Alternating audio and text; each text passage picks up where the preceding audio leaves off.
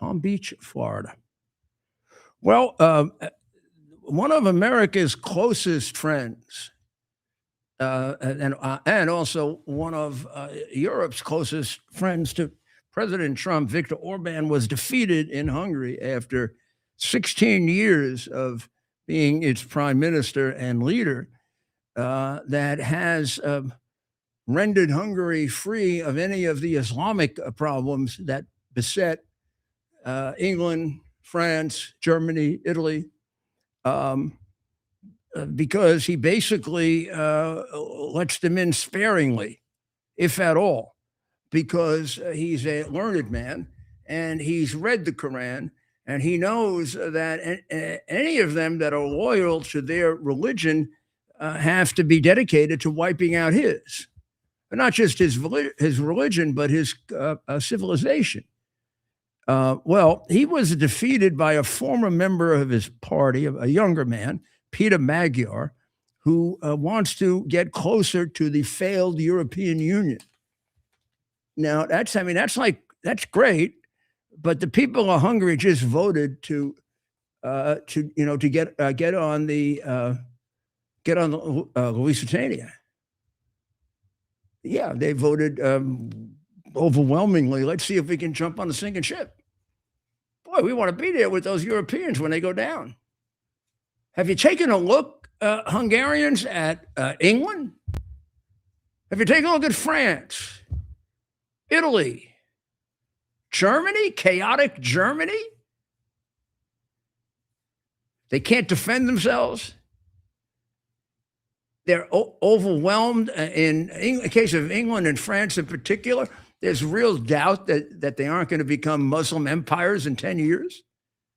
They allow Sharia law to operate in various parts of their country.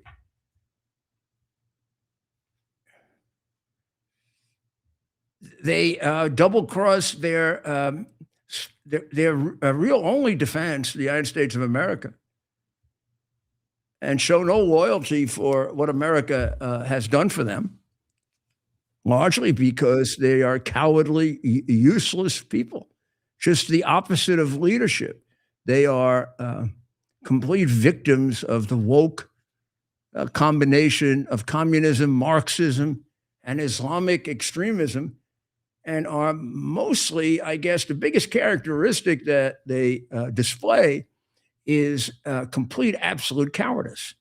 They're afraid of their own shadows, which makes for a very, very kind of useless country who is turning on its own civilization and culture. Who's that up there, Ted? The new incoming prime minister. Yeah, well, he double-crossed Victor. He double-crossed him. His wife also worked for Orban, if I'm not mistaken. Was he going to say something? No. Does he talk, or is he just stand there? Pictures. Their friend Victor. We could play maybe. I'm not sure if it'll be in English, but we can play. I do think, though, the thing that defeated him. I think the thing that defeated him was he didn't know when to pull back from Russia. Russia is. We are unpopular, so that didn't help him. Maybe it wasn't so smart to have a representative of President Trump to go to Hungary right now. I don't know. But really, Hungary, he has remained rather loyal to Putin as well as Trump. And he's undercut a loan to Ukraine to help them finish out the war with Russia. And he does business with Russia because he claims he's not going to have anyone tell him where he can get his oil and gas. And we have actually tried to, the United States has tried to back him off from that. And I think that kind of really was the coup de grace, because on the other side of what's going on in Europe is a realistic fear of Russia, because with their alienating the United States, they couldn't possibly defend themselves against Russia.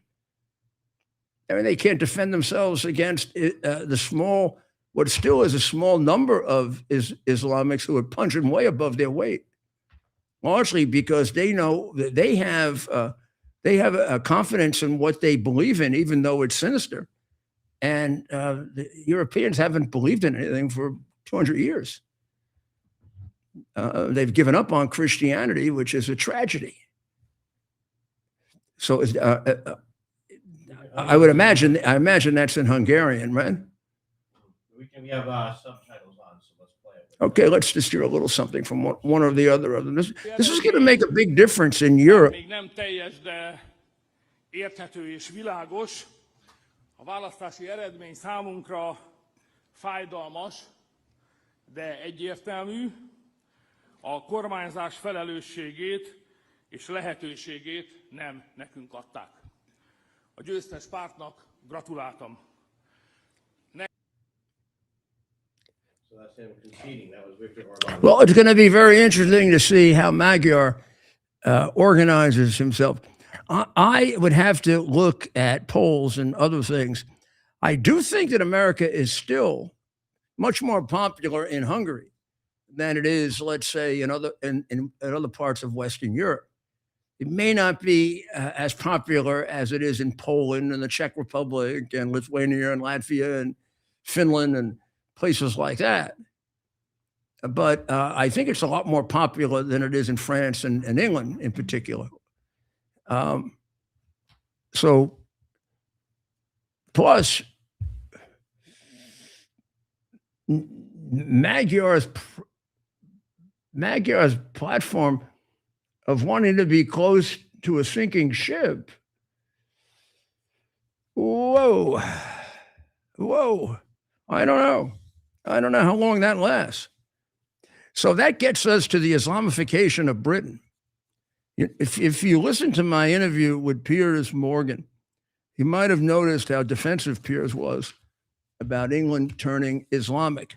And he's concerned about it, but he's saying, "Oh, people overdo it. It isn't that great, and they're only a small percentage." And hey, the mayor of London's been a Muslim and a practicing Muslim now for 8 years. That's a long time to let it sink in. And he has holidays. So Well, we have that. This is from the mayor of Piers Morgan. We'll just play a little clip.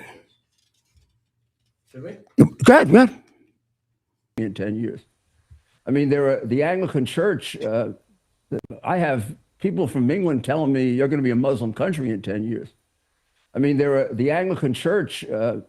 The Roman Catholic Church is bigger in England now than the Anglican Church, and Charles III might be the Muslim monarch of England. I mean, they're taking over, and they want to take over, and it's their aim, and Iran is the fuel behind that.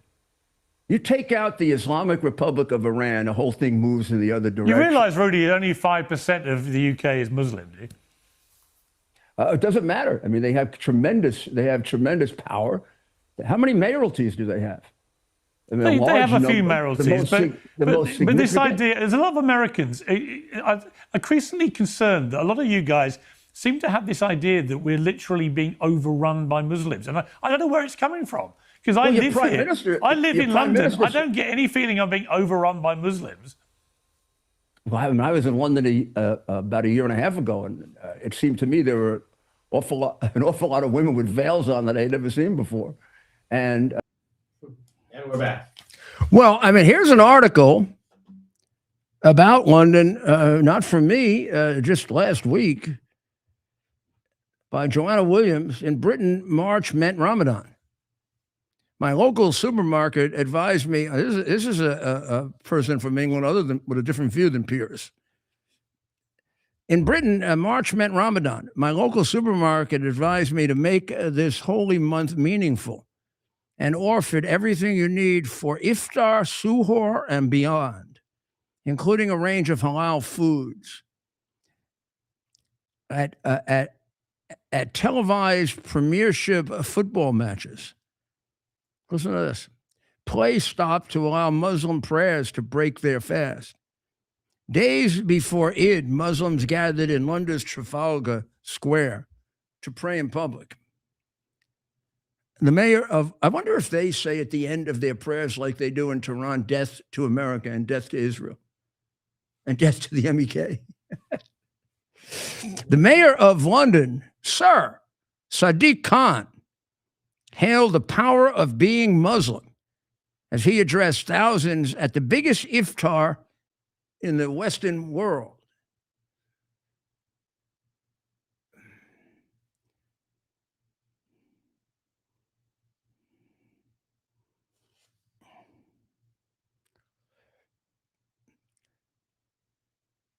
A growing Muslim population has become more confident in asserting its identity, while Britain's political and cultural elite increasingly insist upon respect for Islam as a show of or support for the supposedly progressive values.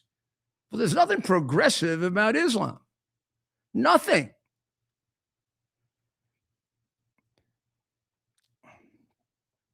The result is not just tolerance of Muslims, but an extending Islamification of all aspects of British society. The education system plays a very important role in normalizing Islamic religious practices. Halal meat is served in school dinners. Muslim girls as young as 5 wear a hijab in the classroom, they ban all girls from wearing skirts. Government guidance to teachers in areas with large Muslim communities warns that art produced by children, as well as music and dancing lessons, may be considered blasphemous or even idolatrous under Sharia law. Other advice to schools introduces double standards. One London council urged teachers not to punish Muslim pupils with after-school detentions during Ramadan. One reason is obviously a growing Muslim population. According to the most recent national census carried out in 2021, 3.9 million people, that's 6.5%, just a little more than he said, describe themselves as Muslim. But that's up 3.9 from only 2.7 million in 2011. But these statistics don't capture how recent migrants, remember that goes back to the last count was in 2021. But these statistics don't capture how recent migrants and second and third generation citizens from predominantly Muslim countries such as Pakistan, Bangladesh, and Afghanistan tend to concentrate in certain towns and cities, particularly in the north of England. In the 2021 census found that the Asian or British Asian population of Bradford stood at 32%, while Birmingham is home to 195,000 Pakistanis, or 18% of the population. A recent election of Manchester constituencies of Gorton and Denton highlighted the extent of ethnic and religious segregation. So what they do is they concentrate in certain areas and they do not integrate, they do not assimilate. And they are all, as they are here with, they all join, of course, the communist, amoral, left-wing, crazy, insane Labor Party. 80% of Muslims vote for Labor. Now, there is a kind of a division going on with Labor because some of the Labor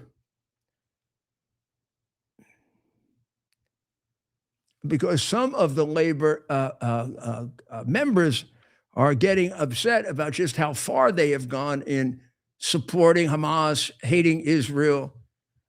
They either support or they're silent about the terrorism that goes on in a large portion of the Islamic religion. They're absolutely silent about it. And the police are afraid of them. The Christians are prosecuted twice as many times as they are, and many of their crimes are overlooked for fear, like even rape, which has gone up by astronomical amounts since they came to England. In just one town, Rotherham, conservatively estimated that approximately 1,400 children were sexually exploited between 1997 and 2013. And they have a large number of grooming gangs, rape gangs. And they're grooming these girls for sex trafficking. And there, of course, was a very, very deeply held 15-year secret of Muslims going to the towns and very poor towns in northern England and kidnapping white girls and using them in sex trafficking and human trafficking. So this is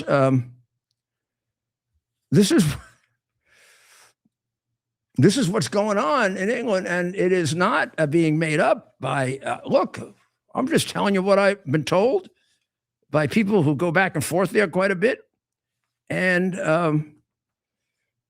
what is being recorded. So the White House ballroom, they can proceed to finish up what they're doing right now. Because if they don't, they're going to expose to public view the secure area, this gigantic secure area that has been opened. Also, as a result of these ridiculous lawsuits, the whole issue of the bunker has been revealed, and Judge Leon has decided that he can stop construction on the ballroom. I don't know where these judges got the power to do that. The prime minister or president, I guess it's the president of Cuba, is going to Miguel Diaz-Canel is going to fight to the death for Cuba. Now I don't know if we're going to invade him. We might disappoint him. As far as I can tell, Trump and Marco probably has the best handle on this. Figure they're just going to implode.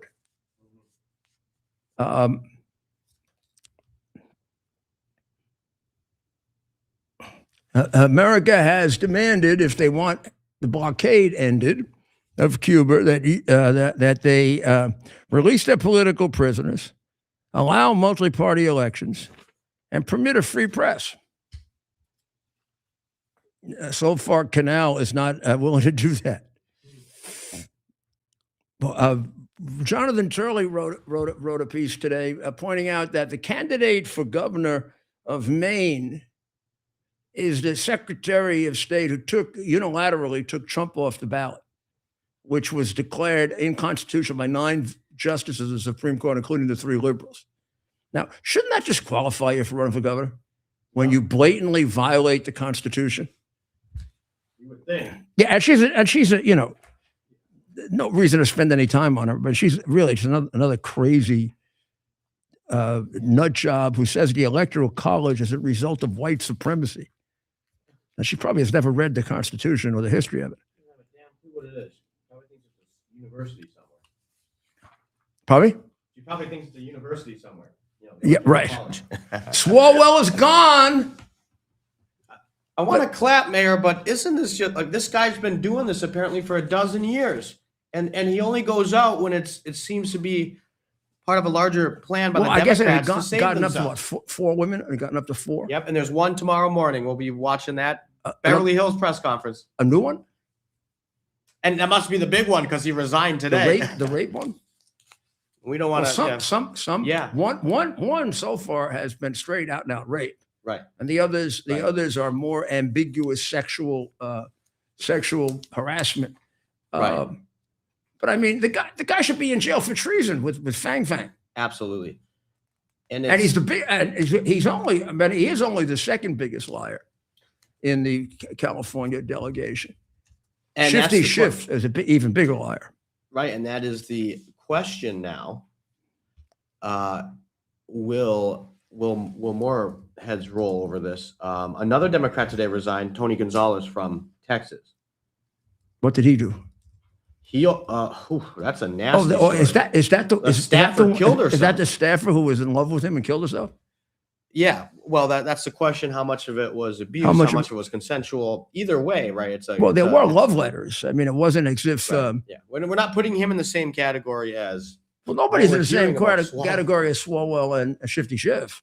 right.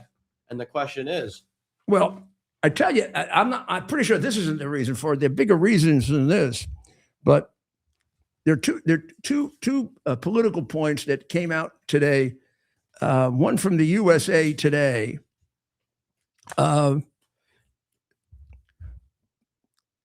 Progressive states like New York and California are losing population in increasing numbers to states like Texas and Florida. The thing that New York and California have in common is they're among the highest tax states in the country. And they're also two of the most corrupt and poorly run states in the country. Texas and Florida have in common, they have no income tax. And both have very, very good on the merits governors who work on the problems that affect their citizens. Florida also, in comparison to New York has 2+ times the budget of Florida and 2 million less people. And the reason for that extra 130 billion or whatever it is because New York steals more than Florida does. I mean, some of it is inefficiency. Some of it is cost of living, although cost of living in Palm Beach and Miami and is pretty damn high. And they have crooked politicians here in Florida. They're just not all over the place and in every part of the state. You can see what's going on with this whole insurance issue. Hochul Pochul wants to see if they can investigate and stop all this fraud that's going on with liability insurance, because people in New York pay about 20% more than anybody else for liability insurance because the companies have to pay so much in New York. And they know they're being cheated. They know that the guy who claims he has a broken leg doesn't have a broken leg. He just goes to a lawyer like this Ifcar law firm that's being prosecuted, all politically hung in with the Democratic Party. And it works out easily because the judges that get put on the bench by the Democratic political bosses in the counties of New York and the Bronx and Queens and Brooklyn. And then when one of the politically tied in personal liability lawyers wants a nice big settlement, the judge will get it for you. He'll break the insurance company's back unless they give the favored law firm big money, and the lawyers walk away with a third of it. So somebody gets a $10 million judgment, which in New York is nothing, right? The lawyer walks away with $3 million, and that's a settlement. No, you don't even go to trial. Most of these guys wouldn't know how to go to trial. Most of them are so shitty as lawyers, you can't believe it. Whenever I see those advertisements on the side, bring your injuries to me. The other day we were driving along and I saw one. I don't want to tell you where I saw it. It wasn't here in Florida. It was someplace else. I said, what they really should say is somebody should put up a sign saying, you can go to them if you're injured, but if you're not injured, come to me. right. Because I'm the guy who gets you $1 million settlements when you're not injured. I got doctors, I've got nurses, I got the judges in my pocket, like The Godfather did. Now, not only are they shifting from blue states to red states to the point where the Brennan Center, which is, of course, very, very left wing, that's a name for Justice Brennan. Justice Brennan was not a communist and a Marxist, but the people at the Brennan Center are. And even they admit that Florida will probably pick up 3 seats and Texas will pick up 4 seats to the disadvantage of California and New York. Now, that means we still got to get through 28, but these numbers should start to straighten out. So the migration to Florida, Georgia, North Carolina, and Texas has been very heavily plus. And away from the blue states, now,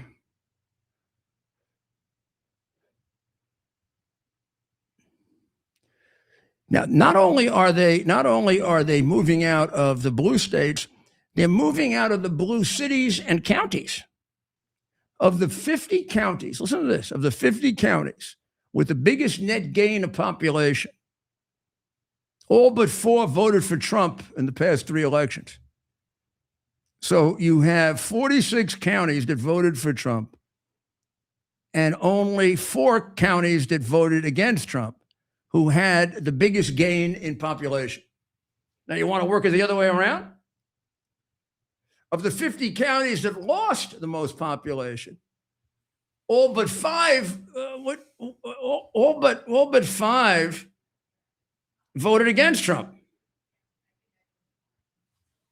We keep hearing how unpopular Trump policies are, but millions of Americans would rather live among Trump supporters than those voting for Pamela. Russia is. She might be running again. Russia is. Well, no, she doesn't run. She stumbles. Well, she might be She might be stumbling stumbling again. again. There. Well said. So, I told you before that Trump is, and this, and now maybe this is a practical example so that you get it. Trump is playing 10-card Monty, and he's got another 7 strategies to go. He may or may not utilize them. They're sitting in reserve, like as a response to. Are they going to shoot at us? Are they going to shoot? Are they going to try to attempt to break up or taking, in essence, the Strait of Hormuz away from them? Now they never had the Strait of Hormuz. It doesn't belong to them. They didn't build a canal there. They didn't put any money into it. What they did was, like pirates and gangsters, took it over and started charging people for going through it. They're not going to be able to do that anymore. Now let's see if they can defend themselves. According to all the liberal newspapers, they won the war. They may should be able to destroy us. I mean, those tankers that went through yesterday, I mean, the destroyers that went through the other day should have been blown up by this massive, victorious, asymmetrical victory from Iran. Except we went through giving them a favor. And all they don't know what that is. You know, they were just yelling Allah Akbar, Allah Akbar, and chanting death to America, death to Israel, and death to the MEK. So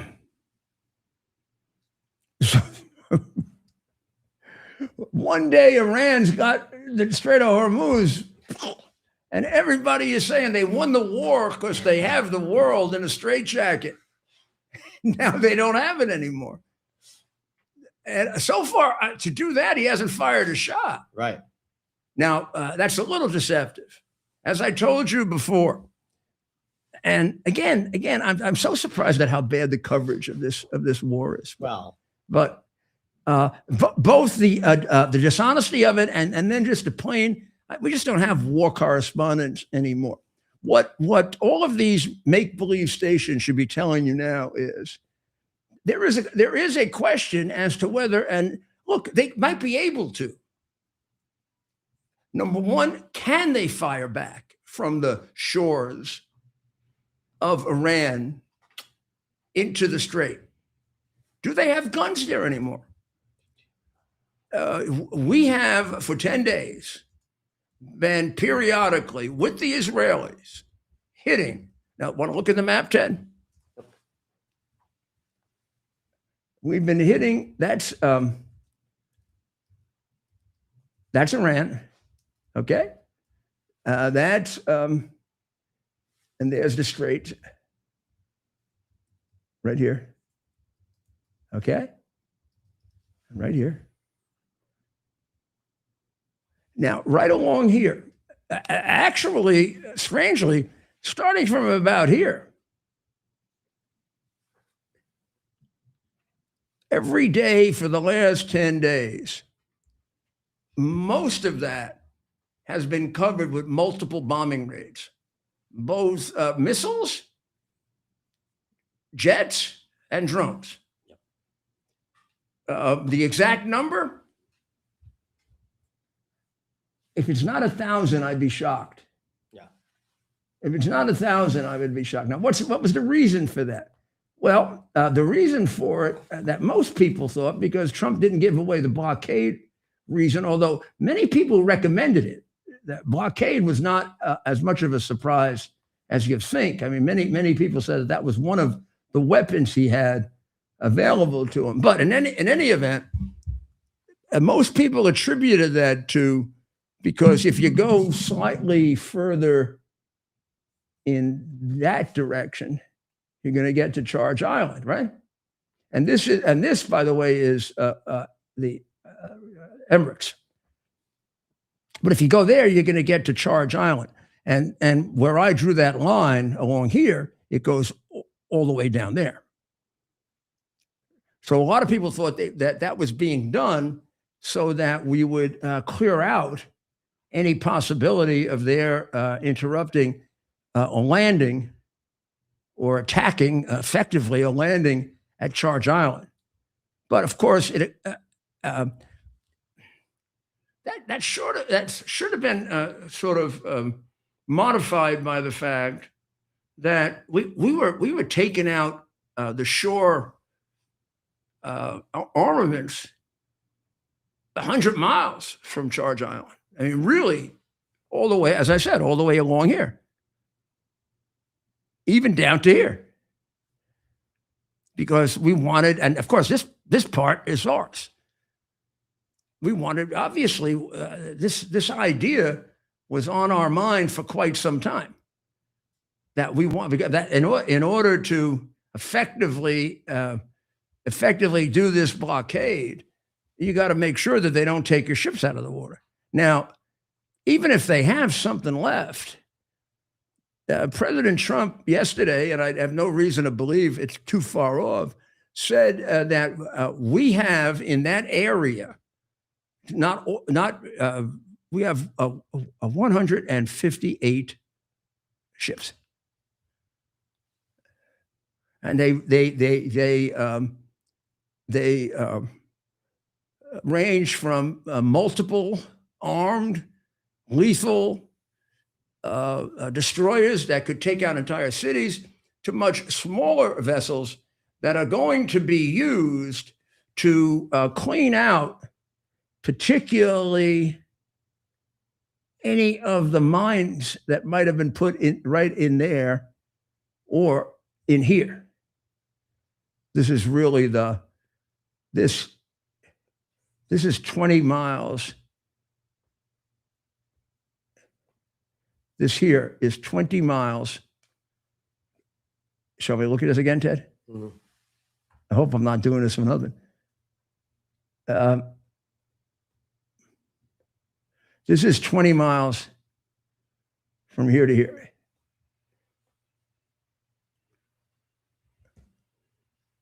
And really, effectively, this is even smaller, isn't it, Ted, right here? Yep. So, I mean, what is that landmass like? Because that appears to almost be an island.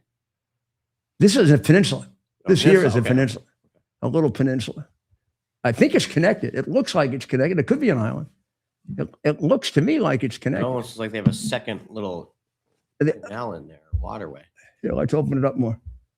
No, it looks like it is. Maybe, I think there's a bridge there.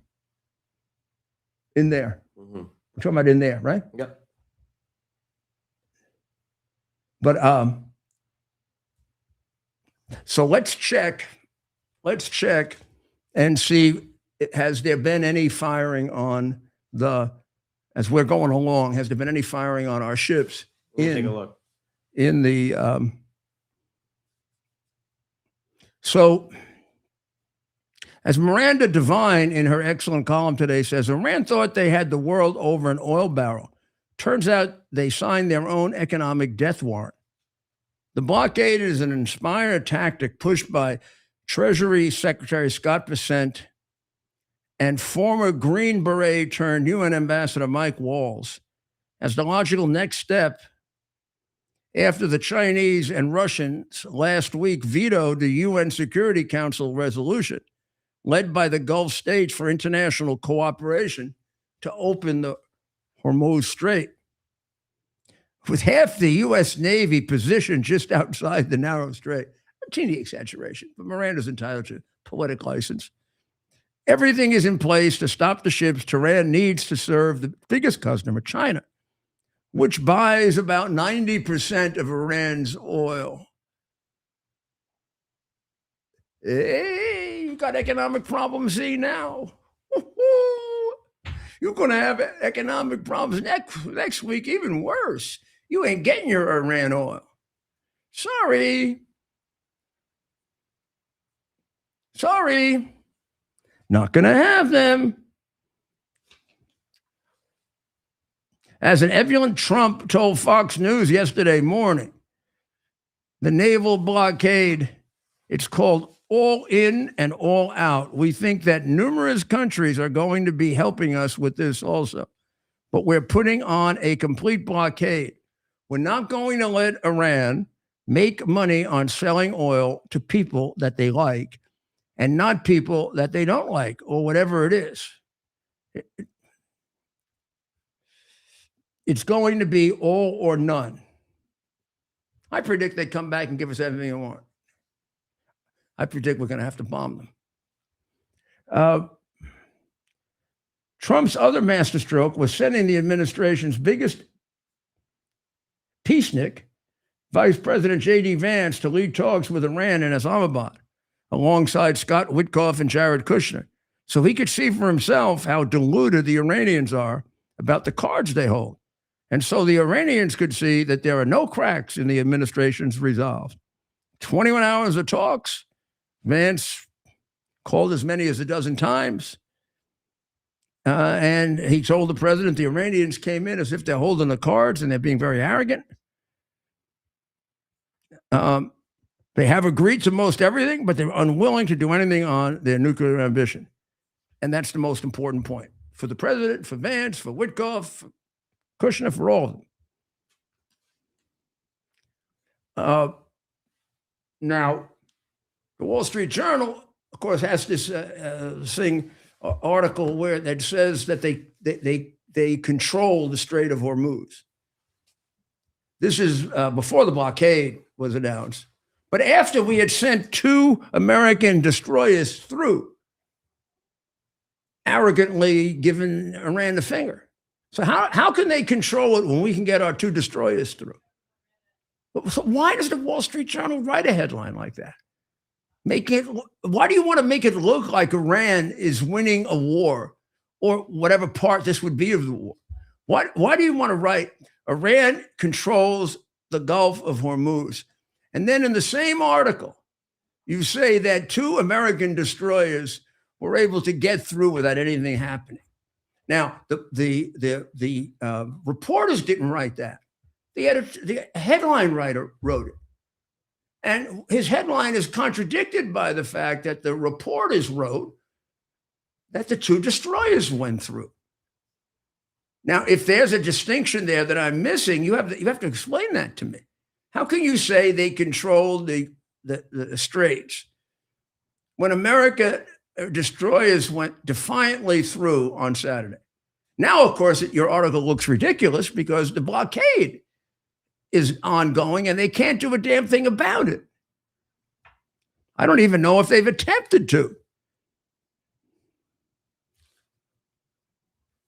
She very, very presciently points out that Tom Friedman of the New York Times told CNN last week he very much wants to see Iran defeated militarily because this regime is a terrible regime for its people and the region. You might as well say the world too, Tom.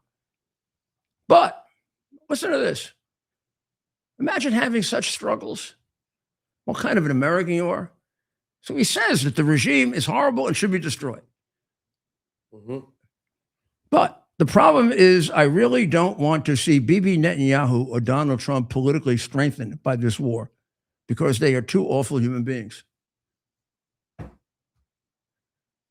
I can't point out all the things that are sick about that.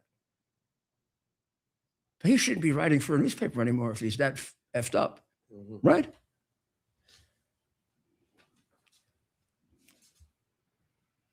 Well, let's see what happens. There's no question that this is a much bigger damage to Iran, even before the blockade, than the United States. But they can't take too much of this. And I do think there was talk that he might do limited strikes. I don't think so. I think the next thing is Charge Island. I think he's going to take it, and he's really rendered them. I think he wants to make sure that he's rendered them completely impotent. Because if we can sail up and down that coast without their doing anything, first of all, we'll get a better chance to look more carefully at the product of our bombings. And by the time we take Charge Island, there'll be no opposition, God willing, right? Mm-hmm.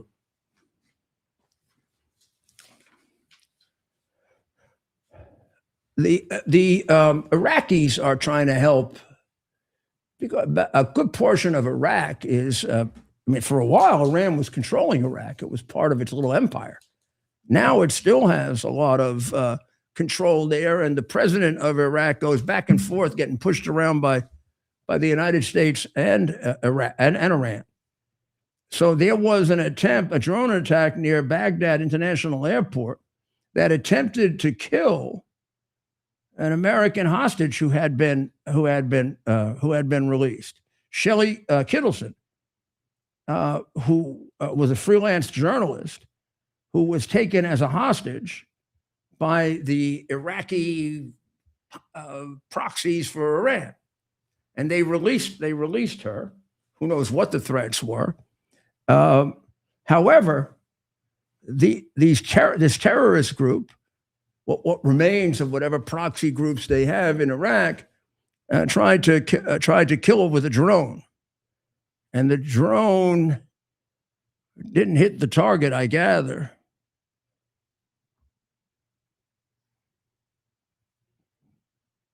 It reveals the limited control that Baghdad has over militias. I don't know. I think you're making too much of that. It's one attack that failed. The idea that you're going to zero them out is kind of a little crazy.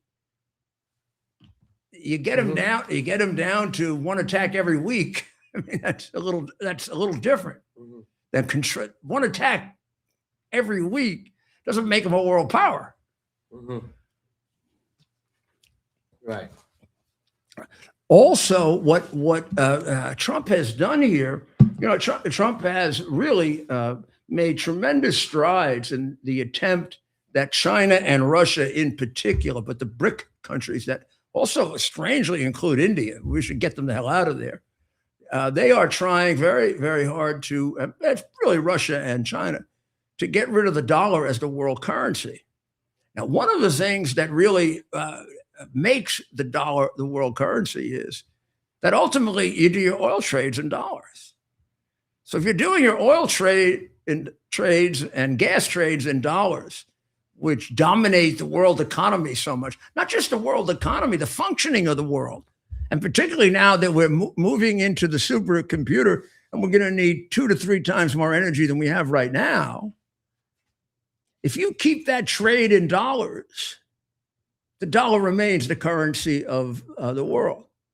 And basically all the people that now have been saying up until now that Iran won the war were saying that the dollar would no longer be the world currency, that the Russians were, and we could go through this at some point, going to use the oil industry and the petrodollar and eventually the yuan to replace the dollar. Good luck.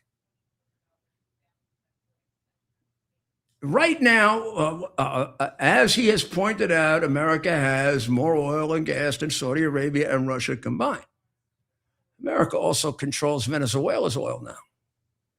And right now, we are effectively in control of Iran's oil. They can't get it out unless we let them out. They're not going to get past that Navy. Even if they do fire on it, whoever fires on it is going to be dispatched in 20 minutes. if anything remained on those coasts, they're going to have to reveal them by shooting, right? God forbid they kill someone. We don't want that to happen. But I mean, if they have arms there and they don't use them, so what? It's just like, the tree falling in the forest. If they have so few there, they're afraid to use them because they'll be discovered and taken out. They might as well not have them there. So I think the next couple of days will be very, very interesting, because the first couple of days of this blockade probably is not going to have a tremendous impact on their economy, because they were making sales up until now, although reduced. But at least they were functioning on that reduced level. It's going to take a couple of days, if not a week, to really feel it. And maybe even shorter than that, because their economy is in such bad shape. But they're not going to feel it today, tomorrow, and the next day. And when they feel it, then there's going to be, if there's any possibility that they have of getting our ships out of there, they're going to have to make some kind of an attempt to do that, or some kind of symbolic attack on somebody that they hope is going to come to us and ask us to let up. Let's see if they're capable of that. I don't know. I don't know if they're capable of that. The president and the Pope. There we go.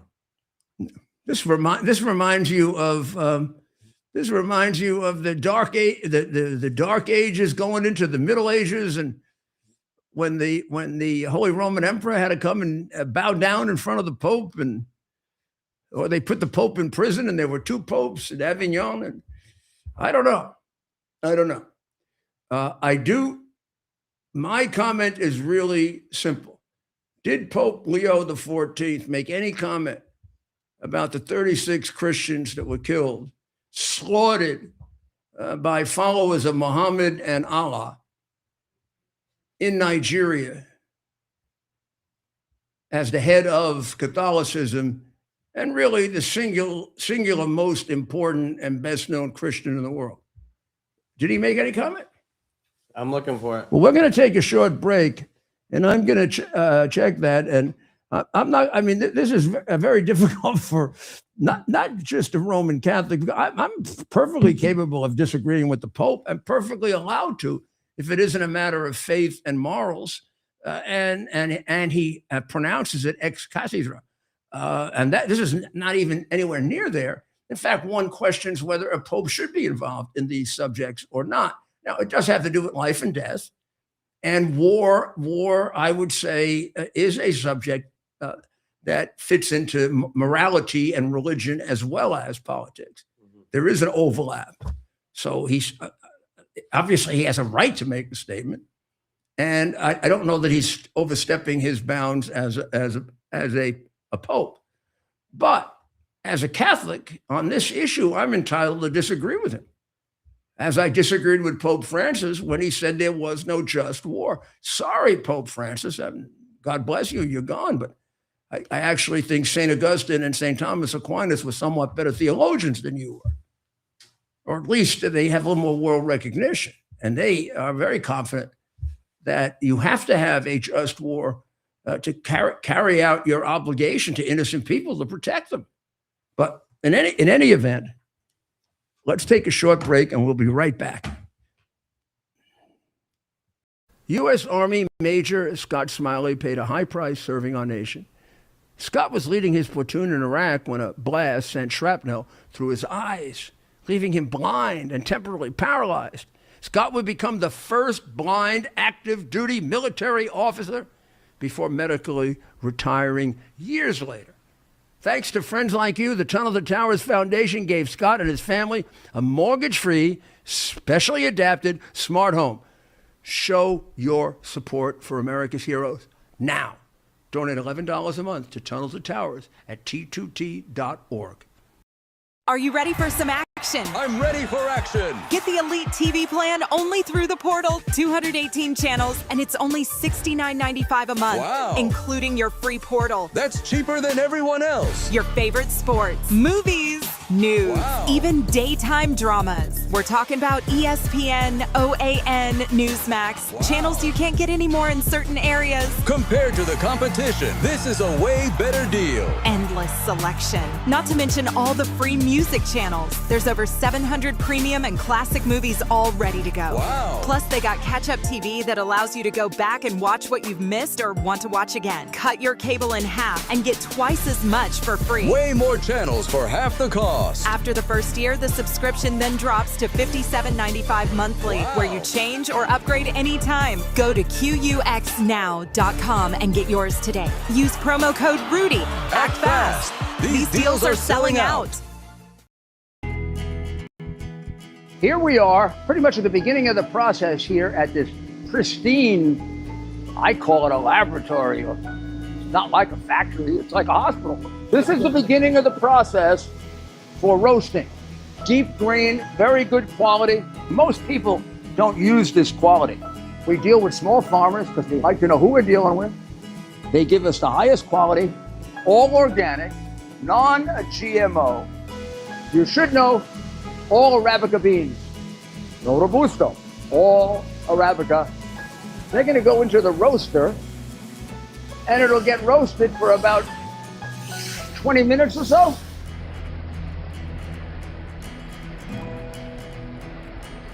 Oh my goodness, look at these. My goodness.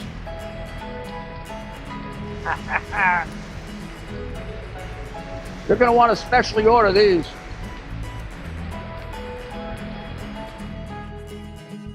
This is what goes into Rudy's Coffee. U.S. Army Major Scott Smiley paid a high price serving our nation. Scott was leading his platoon in Iraq when a blast sent shrapnel through his eyes, leaving him blind and temporarily paralyzed. Scott would become the first blind active duty military officer before medically retiring years later. Thanks to friends like you, the Tunnel to Towers Foundation gave Scott and his family a mortgage-free, specially adapted smart home. Show your support for America's heroes now. Donate $11 a month to Tunnel to Towers at T2T.org. This is Rudy Giuliani back with the concluding part of America's Mayor Live. We want you at 9 o'clock to go over to Lindell TV and listen to Dr. Maria, whose show starts at 9, and it's going to be really excellent tonight. I think her shows are better when I'm on, but that's okay. No, it's going to be an excellent show, and it's going to follow up on a lot of the themes that we're talking about. But let me conclude my thought about the Pope, Bishop Barron, and Donald J. Trump, President Donald J. Trump, three people that I admire very, very much. So it's quite difficult for me to express my opinion about this, and there's nothing personal about this. Bishop Barron said that the president should apologize to the Pope, and then went about explaining all the good things the president has done for Christians and Christianity, and how much he admires him and how much he appreciates President Trump. And I thought that was very nice. I mean, he tried to bridge the gap between the two of them. I don't think anybody has to apologize to anybody. The Pope did not speak in his authoritative way as Pope. Every Catholic has every right to disagree with him on this if they want. If they do, they have their right to make up their own conscience on this. And I disagree with him. I disagreed with his Easter sermon, in which he stated things that conflict with the Christian and Catholic theology that I learned as a student, a 4-year student of theology in college. This is directly contrary to the justification for war first developed by fathers of the church who didn't really put in as organized a way, but eventually developed by St. Augustine of Hippo, who was the bishop in Africa and the great saint of the church, great saint of Christianity. He's a saint recognized in all of the Protestant churches as well, because his theology is the background of Orthodoxy, Roman Catholicism, and Protestantism. Nobody broke with Augustine when they broke with the Catholic Church. So Augustine's view is that if it is, and I'll simplify, if it in essence is legitimate self-defense, and here we have a country that has committed serial atrocities against us, against many, many innocent people, and has kind of engaged in a mini genocide of their own people. And it's a religion that is dedicated to wiping out the adherents of your religion, which Roman Catholic hierarchy doesn't seem to recognize. They have an awfully friendly relationship with a religion that wants to destroy them. At least I see it that way. So the Pope on Palm Sunday delivered a homily rejecting the idea that God justifies war. He recognized Jesus as the King of Peace and stated that God does not listen to the prayers of those who wage war. He prayed especially for Christians in the Middle East suffering from conflict, but made no mention of Nigeria or the reported Palm Sunday attack in Plateau State, where gunmen killed between 11 and 28 people in a Christian community. Also, we should point out they specifically attacked 2 churches. Now, Easter of 2020, in his Easter address, Pope Leo renewed calls for peace and condemned violence while expressing concern over indifference to ongoing conflicts. He made no mention of the Nigerian attacks on Easter Sunday or the prior attacks on Palm Sunday. Now, he has in the past, in 2025 and in February of 2026, spoken out against the persecution of Christians in Nigeria and massacres in states like Benue. Benue is one of the places where the attacks took place on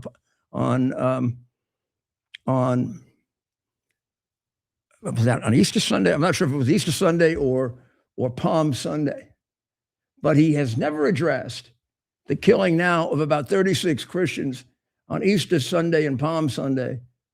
Nor has he done anything to give them any kind of additional protection. The churches there were seeking that. And the Nigerian church, I'm talking about the Catholic Church now, the Protestant church also, the Nigerian church and local leaders expressed alarm and called for additional protection and investigation. But the Vatican did not seem to address itself to that. Well, I don't know, maybe that should come first, and then he should express his opinion on Trump. Huh? Or as I recommended on X, he can have his opinion on Trump about these wars, but he should give him the medal for Defender of the Faith, like a prior pope gave to Henry VIII when he defended him against Luther. So far, the only one who's really stood up to defend us Christians in Nigeria, is Donald Trump. The Pope of the church did in the past do it, but not on Easter Sunday and Palm Sunday. It's like they don't want to rile up the Muslims who want to kill them. Or it's a little like letting China have something to say about the appointment of bishops. I hope we've stopped that.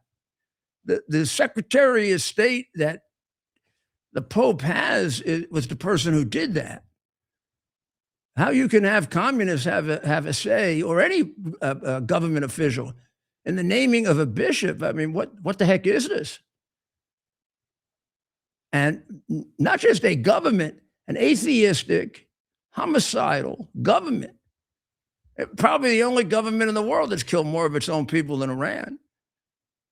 but they seem to have a soft spot. Go heavy on Trump, but leave the Iranians alone, who would slaughter us in a second and are. Have any idea how many Christians they've killed? You don't think they've given money to the African terrorist groups that are slaughtering Christians all over Africa? If you didn't have a Muslim religion, you wouldn't have wars in Africa, or you'd have maybe 80% less. And Africa would much more easily be able to move on. I mean, they never accomplished in Africa what they accomplished in Persia, because they weren't able to do a complete genocide of the religions in Africa. In Persia, the Muslims did do a complete genocide. They got rid of the Zoroastrians. Well, we're going to pray to God, who is on top of all of us. Certainly me.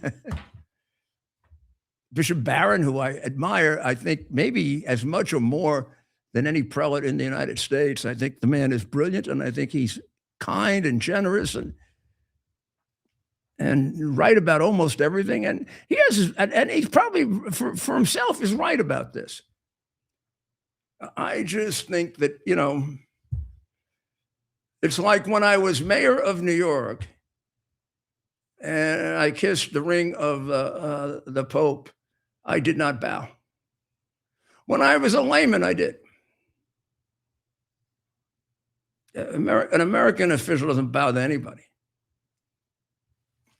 And the person who really understands the best interests of this country is not the Pope, it's the president.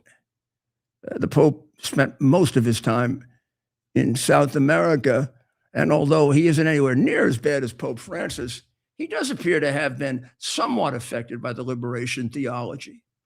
And I think his position on this war, particularly given the terrorist nature of Iran, is really naive and not at all even moral.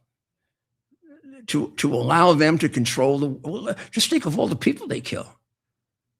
And we're just going to allow them to continue to do it. Think of what they do to women. And think about the fact that when they attack, they rape. Muhammad taught them to do that. Well, okay. You go over to, right now, go over to Lindell TV, pray later tonight before you go to bed. Pray for the people of Iran. Pray for the people of Israel. Pray for the people of Ukraine. Please pray for us. Pray for our president. Pray for the Pope so he can be a little more open-minded about these things. It would be nice. Only you can affect him. I can't. And pray for Bishop Barron because he's a gem. And yeah, I can disagree with him and still admire him immensely. See you tomorrow night. Be a lot to talk about. Who knows what's going to happen? These are very sensitive days with this blockade going on. And what Iran does is going to tell us a lot about what they have left. God bless America. It's our purpose to bring to bear the principle of common sense and rational discussion to the issues of our day. America was created at a time of great turmoil, tremendous disagreements, anger, hatred. It was a book written in 1776 that guided much of the discipline of thinking that brought to us the discovery of our freedoms, of our God-given freedoms. It was Thomas Paine's Common Sense, written in 1776, one of the first American bestsellers, in which Thomas Paine explained, by rational principles, the reason why these small colonies felt the necessity to separate from the Kingdom of Great Britain and the King of England. He explained their inherent desire for liberty, for freedom, freedom of religion, freedom of speech, the ability to select the people who govern them. And he explained it in ways that were understandable to all the people, not just the elite. Because the desire for freedom is universal. The desire for freedom adheres in the human mind, and it is part of the human soul. This is exactly the time we should consult our history. Look at what we've done in the past and see if we can't use it to help us now. We understand that our founders created the greatest country in the history of the world, the greatest democracy, the freest country, a country that has taken more people out of poverty than any country ever. All of us are so fortunate to be Americans. But a great deal of the reason for America's constant ability to self-improve is because we're able to reason, we're able to talk, we're able to analyze,